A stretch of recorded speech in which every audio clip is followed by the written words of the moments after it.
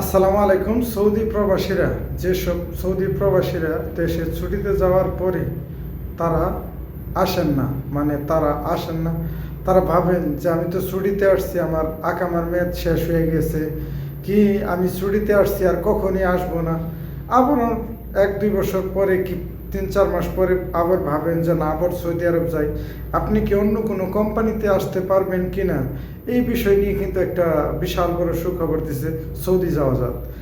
যেসব ভাইয়েরা বাংলাদেশে যান ছুটিতে, ছুটিতে যাওয়ার পরে আপনারা আসেন না কি, অথবা আপনার ছুটির মেয়াদ শেষ হয়ে যায়, আপনার আকামার মেয়াদ শেষ হয়ে যায়, অথবা আপনার মন মানসিকতা চেঞ্জ হয়ে যায় যে আমি আর সৌদি আরব যাব না। আবার ধরেন যে আপনার আকামার মেয়াদ, ছুটির মেয়াদ শেষ হওয়ার পরে, অথবা আপনি আর আসেন না, না এসে আপনি আবার 2 থেকে 3 মাস পরে আপনি ভাবেন যে না, আমি আবার নতুন করে সৌদি আরব যাব।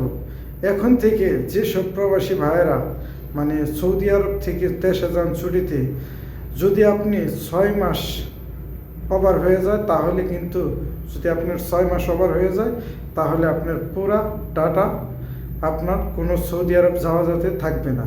আপনি 6 মাস পরে আবার কিন্তু নতুন করে সৌদি আরব আসতে পারবেন, যেসব ভাইয়েরা আসতে চান। অনেকেরই মনে একটা প্রশ্ন থাকে না যে ভাই সৌদি আরব থেকে গেছি, একবারে চলে গেছি, ছুটিতে চলে গেছি, আমি কি এখন আবার নতুন করে যাইতে পারবো কিনা, আমার ছুটির মেয়াদ শেষ হয়ে গেছে 15 দিন, 20 দিন কি অথবা 1 মাস। তাদের জন্য এই ভিডিওটা। অনেক সময় আছে যে আপনারা আবার নতুন করে আসতে চান, আসতে যদি পারবেন, সৌদি আরব আসতে পারবেন, তখন আপনার সৌদি আরব আসার জন্য 6 মাস, 6 মাস টাইম, 6 মাস পরে আবার আপনি নতুন করে সৌদি আরব আসতে পারবেন। বা এটা হচ্ছে বিশাল বড় একটি সুখবর সৌদি যাওয়া থেকে নতুন একটি আপডেট। আমরা যারা প্রবাসীরা আছি তাদের জন্য ভালো একটি সুসংবাদ।